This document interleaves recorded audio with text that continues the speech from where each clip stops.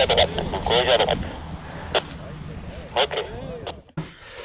Alors l'école Razmod, c'est une école associative dans laquelle je travaille en tant que professionnel. On a une équipe de treuilleurs, d'animateurs, d'accompagnateurs. Donc une école associative assez dynamique. Vous faites de l'enseignement essentiellement au treuil ou treuil et site? Alors treuil et site. D'accord. Voilà, c'est pour former un pilote concrètement, on peut pas le former qu'au treuil.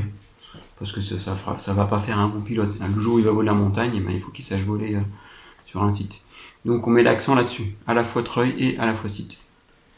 Comment ça se passe? On commence naturellement par de la pente-école, 2 jours de pente-école, et à la fin de la pente-école, on introduit déjà le treuil. On les monte à 10-15 mètres, ensuite on lâche la tension, ils reposent, ils font un arrondi. C'est relativement facile. Et à partir du moment où le pilote a bien compris comment on faisait pour tenir le cap, eh ben, il est capable assez facilement de réaliser un grand vol au treuil. Il y a juste la manipulation du largage, et là on voit ça en biplace pédagogique. Pour les gens en montagne, ce qui serait intéressant, c'est de pouvoir enseigner à un seul moniteur. Un seul moniteur, mais secondé par une équipe de treuilleurs. Parce que tout seul, on peut pas. C'est quand même assez difficile. C'est pas, je le recommande pas.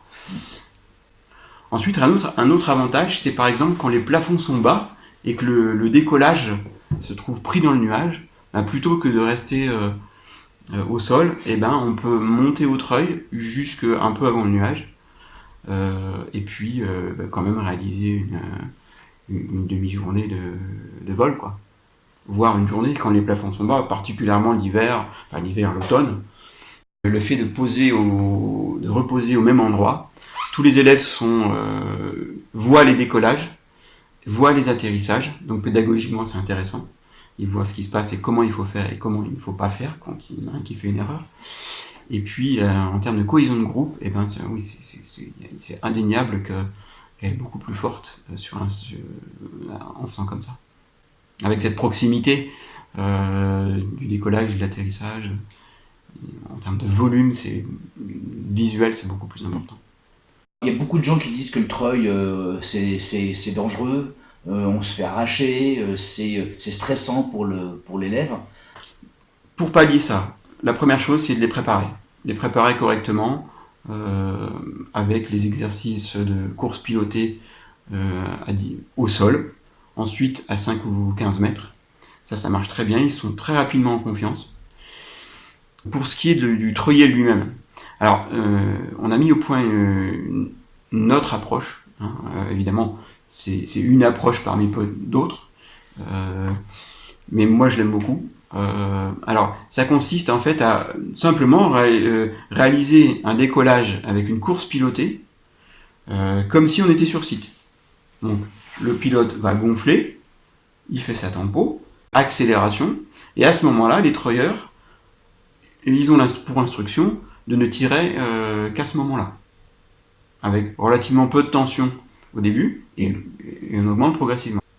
Mais ce qui réellement réduit le stress du premier vol, hein, c'est le biplace pédagogique au treuil. Hein. La différence par rapport au site, c'est que bon, quand on décolle d'un site, on va gérer le cap de sortie de déco, ou le cap de la course pilotée avant le décollage.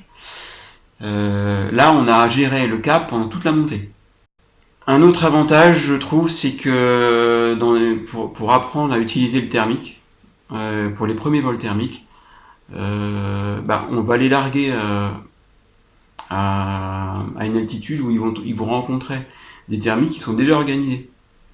Donc c'est beaucoup plus facile à exploiter en fait, parce qu'il n'y a pas d'obstacle, et parce que en général en plaine les thermiques sont pas très violents.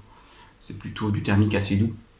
Et donc il m'est arrivé de permettre à des élèves qui avaient, on va dire 10 vols, même avant 10 vols, de réaliser des vols thermiques, de faire peut-être 3 ou 4 tours dans un thermique, en toute sécurité, et puis de venir poser, quoi. Les deltistes ont été les précurseurs de l'enseignement du vol libre à l'aide d'un treuil. L'apprentissage au treuil est tout aussi adapté au delta.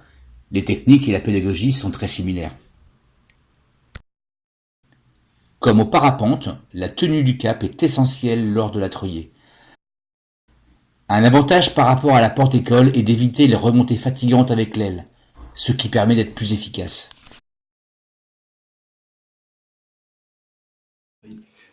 Eh bien, nous n'avons pas pris la peine ou le temps, par exemple, d'évoquer la précision d'atterrissage.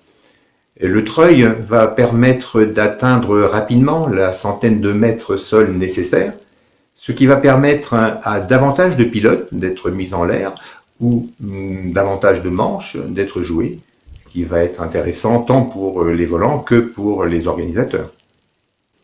Le treuil est très adapté au vol handicap dans la mesure où toutes les phases du décollage vont être facilitées par le fait que le treuilleur va pouvoir moduler la tension de la ligne, donc l'intensité de l'assistance, et cela dans une large fenêtre de vent, tant en direction qu'en vitesse de vent.